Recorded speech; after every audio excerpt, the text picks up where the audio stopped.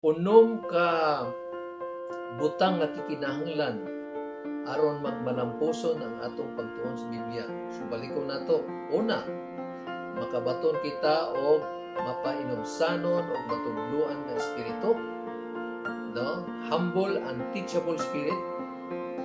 Ikaduha, no? We will allow the Bible to interpret itself.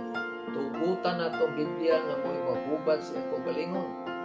Ikatulo, pangayo o giya sa balaang espiritu. Ask the Holy Spirit for guidance. Ikaupat, no? Tinguha nga makahibalos kamaturan. The desire to know the truth, no? Desire ka na yung tinguha nimo, no? Imo yung ipangita sama sa nauhaw ka mangita gikan tubig.